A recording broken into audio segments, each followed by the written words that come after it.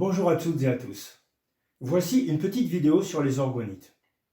On m'a si souvent posé la question pour me demander qu'est-ce que je plaçais à l'intérieur de ces objets et quelles étaient les capacités, les propriétés que l'idée m'est venue de faire une petite vidéo pour tout vous expliquer. Je suis ici dans mon petit atelier où je les réalise avec amour, conscience et foi. Donc, le premier point le plus important, c'est le contexte. Le contexte du lieu où je me trouve, à savoir qu'une expertise géobiologique a été faite pour pouvoir savoir à quel endroit se trouvaient les points favorables, les points défavorables, et donc je bénéficie là d'une spire d'un vortex et d'un croisement de deux réseaux positifs par exemple. Et ça c'est très important parce que l'endroit où je me positionne pour les fabriquer, logiquement doit mettre mon aura en expansion. Et pour être en accord avec le lieu, je vais essayer, avant de les fabriquer, de m'élever en conscience, donc par des chants, des prières, des méditations, des activations diverses que j'explique parfois en stage. Et donc pour être en accord avec ce lieu, je vais essayer de m'élever le plus possible. Ensuite, pour pouvoir utiliser du matériel propre, je vais le purifier avec des techniques énergétiques et chamaniques. À partir de là, je vais pouvoir commencer donc la fabrication et je vais pouvoir mettre en place un petit cérémonial. Chacun a le sien, je vais allumer 2 petites bougies, mettre de la musique sacrée et peut-être un petit bâton d'encens pour réaliser ces objets avec mon cœur. Ensuite, il y a la recette physique. La recette physique, vous avez pu le voir, sur le dessus de l'orgonite, on peut trouver le cube de Métatron ou la fleur de vie, tous les deux agissant avec la même capacité, la même puissance pour neutraliser ces ondes néfastes. Dessous la géométrie sacrée, on va trouver un cristal de roche qui va être purifié et informé, donc juste dessous cette géométrie sacrée, un cristal de roche qui va être purifié et informé. Alors pour les dômes, le cristal il va être d'une taille comme ceci, et pour les petits médaillons, que je vous montre là par exemple, eh bien il va y avoir un tout petit cil, un petit cristal de roche tout petit, mais purifié et informé de la même manière. Et puis ensuite, je vais placer les 7 métaux, les 5 éléments, 2 minéraux complémentaires, la chungite et la stéatite, un yin, l'autre yang, et puis la spirale en cuivre avec un petit bout d'ardoise au centre. Pour finir, une information toute particulière d'une météorite pour permettre à cet objet de neutraliser encore mieux les ondes, principalement électromagnétiques. Voici la recette physique. Maintenant, il y a la partie alchimique qui est vraiment peut-être le plus important.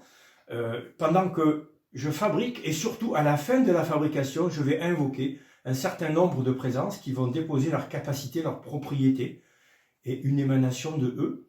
Si bien que si par exemple vous aimez méditer, eh bien vous pourriez méditer avec un dôme, un médaillon ou une orgonite de poche, un petit peu comme à l'idée que si c'était une lampe d'Aladin, sans avoir besoin de la frotter, juste télépathiquement en s'adressant à l'objet et en lui demandant si une présence peut se manifester pour mon devenir, pour mon avancement dans mon cheminement spirituel.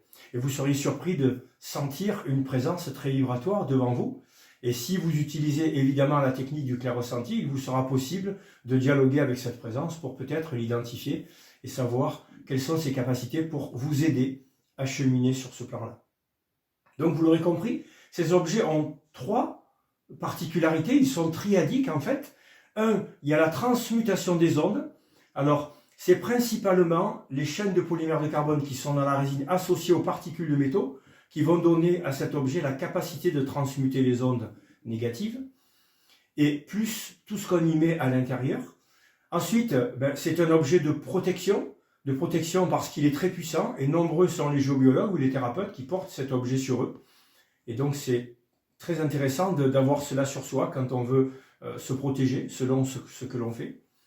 Et puis alchimique, parce que, comme je le disais tout à l'heure, on peut l'utiliser en guise de cheminement spirituel. Donc cet objet a 3 directions complémentaires qui vont nous permettre de nous accompagner dans notre cheminement spirituel. Et puis dernière étape, la purification de cet objet. Personnellement, je la purifie une fois par an. Alors par précaution, je dis aux gens, nettoyez-la une fois par trimestre. Alors comment la nettoyer? L'idéal c'est de la mettre dans un cours d'eau ou dans une rivière et laisser l'objet pendant 2 minutes pour que l'eau emporte les mémoires négatives. Vous n'auriez pas de rivière chez vous, l'eau du robinet peut convenir, même si c'est moins bien, mais cela fonctionne également. Et de cette manière, vous allez pouvoir, si vous avez la technique du clair-ressenti, constater que l'objet retrouve son plein potentiel, pour vous accompagner. Cela, je pense, est très important. Maintenant, si vous êtes dans un endroit très chargé et que vous l'utilisez vraiment pour vous protéger, vous êtes thérapeute avec des cas lourds, ben peut-être que ça va être une fois par mois qu'il faudra la nettoyer. Mais toujours pareil, si vous connaissez la technique du clair ressenti, ben il vous suffit de prendre votre référent, de vous connecter à l'objet, et tant qu'il met votre référent en expansion, eh bien vous n'avez pas besoin de la purifier. Le jour où votre référent est neutre ou se rétracte un petit peu, hop, on la met dans la rivière, et pendant ce temps, vous pourrez chanter pour les esprits de l'eau, par exemple, pour accompagner ce nettoyage. Voilà les amis, vous aurez compris, transmutation, protection, cheminement spirituel. Le 4e point, c'était le nettoyage. Je vous souhaite avec ces objets sacrés, vraiment sacrés, un merveilleux cheminement. À bientôt les amis. Au revoir.